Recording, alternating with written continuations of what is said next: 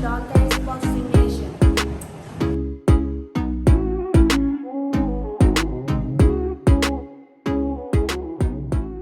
Dante's Boxing Nation, what's going on, guys? Okay, so in my very last video, I told you guys that I've already watched this fight damn near 8 times. Well, now you can make it 9 because I watched it again after I made that video. It was an absolute masterpiece and a classic by Shakur Stevenson. I mean, this fight is like watching Scarface, Casino, Goodfellas. I mean, you could just watch it over and over again. You know, when it comes to Floyd Mayweather versus Canelo Alvarez, I watched that fight so many times, I could tell you every single sequence that took place in every round in that fight. And when it comes to Shakur Stevenson, I've been waiting for this type of performance. And I thought we were going to get it when he fought Oscar Valdez, but we didn't. I mean, he dominated the fight and won every single round, but it wasn't a masterpiece. This was. So needless to say, I was very impressed with his performance.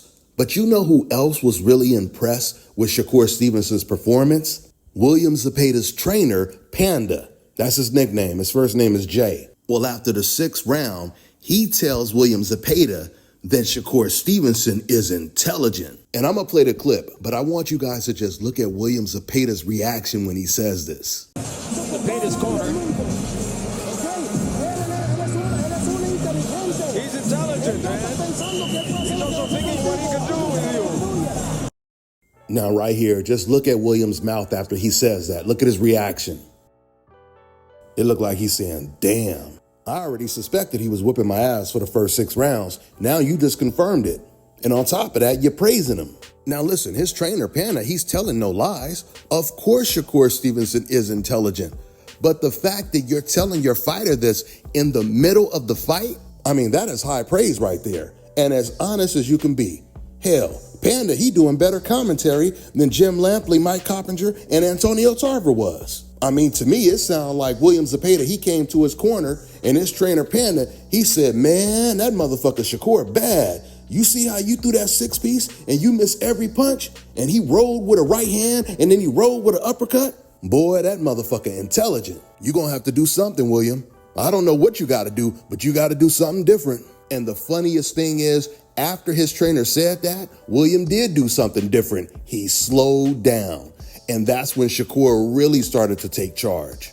Now, going back to the commentary, because everybody is talking about how horrible the commentary was, how biased it was. This is the distinction that I want to make.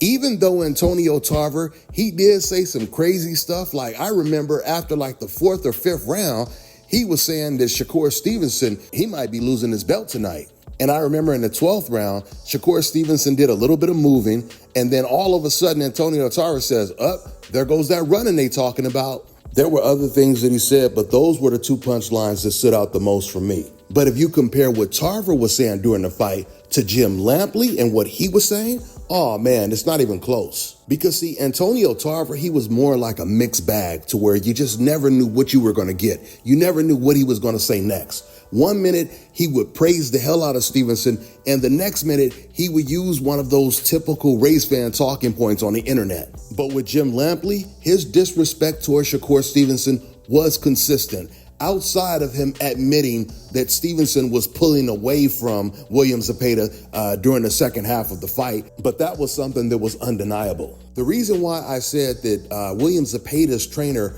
Panda, he was doing better commentary than the actual boxing commentators is because if you notice, Panda, he called Shakur Stevenson intelligent. Do you know the entire time that Jim Lampley was calling the fight as the lead blow-by-blow announcer? Never, not one time did Jim Lampley call Shakur Stevenson intelligent.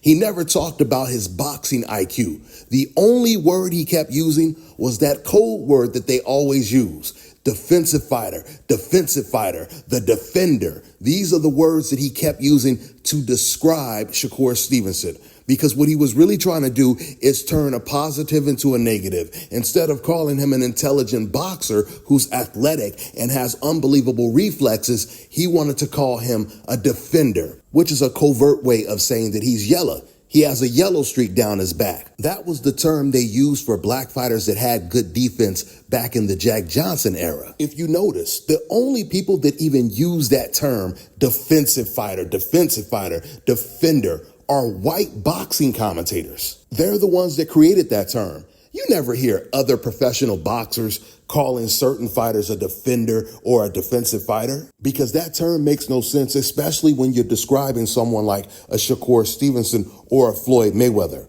You're not a defensive fighter, you just happen to have a way better defense than your opponent does. A defensive fighter would be someone like Willie Pep. Remember, they said Willie Pep, he went one whole round not throwing a single punch, and he still managed to win the round. That's what you call a defensive fighter, not someone that makes you miss and lands more punches than their opponent does. You guys remember in that classic Spider-Man movie where Peter Parker, he was at school and Flash Thompson, he tried to punch him, and Peter Parker, aka Spider-Man, he was just looking at the punches come in slow motion. Well, nobody calls Spider-Man a defensive superhero, right?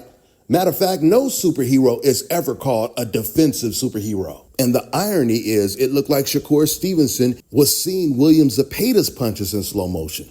Because if you pay real close attention, you'll notice that as William Zepeda is throwing all these combinations, Shakur is standing there extremely calm and relaxed, composed, and he's staring directly at William Zepeda and not getting hit with any of the punches. So going back to my comparison of Antonio Tarver and Jim Lampley calling the fight, a lot of times when Jim would try to actually discredit Shakur by once again calling him a defensive fighter and trying to give almost all of the credit to William Zepeda, Tarver, he would come back and he would defend Shakur Stevenson by basically telling the truth. And this is what I mean when I say, when it came to Tarver, we really didn't know what he was going to say from line to line, but we knew what Jim was going to say, and we knew what Mike Coppinger was going to say. One of the times that Jim Lampley was calling Shakur Stevenson a defensive fighter, then he started comparing him to Floyd Mayweather, calling Floyd a defensive fighter as well. This is when Antonio Tarver, he did clap back and he said, but they also have a great offense where they could do many things with their offense. And that's when Jim said, oh yeah, that's true, but their stereotype has been defensive fighters because their defense is so good. Who are they stereotyped by? They're stereotyped by you. How are you going to create a term just for black boxers and then try to make it seem like everyone stereotypes them as a defensive fighter? Man, I remember on HBO, Jim Lampley and Larry Merchant, they used to praise the hell out of Lomachenko's defense. I mean, always praise him for his defense. They would even put up stats showing how opponents, they land the least punches against Lomachenko, but yet he never called him a defensive fighter, because he knew that using a term like that would come off as making him look weak, making it look like Lomachenko has a yellow streak down his back. We know what time it is. With that being said, I'm gonna wrap this video up. That's all I got for now, guys. I'm on to the next one. When Jim Corbett, the man who took the heavyweight title from John L. Sullivan, had displayed some of the same defensive skills as Jack Johnson did, sports writers praised him as the cleverest man in boxing, Gentleman Jim. But when Johnson fought that way, he was said to be lazy, shiftless, showing the yellow streak which all African Americans were supposed to share.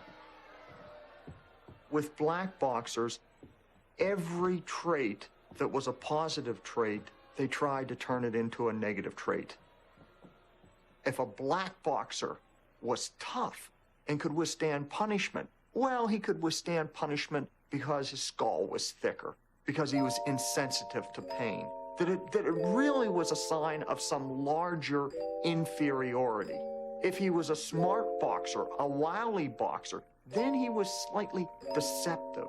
There was something untrustworthy about his activity in the ring.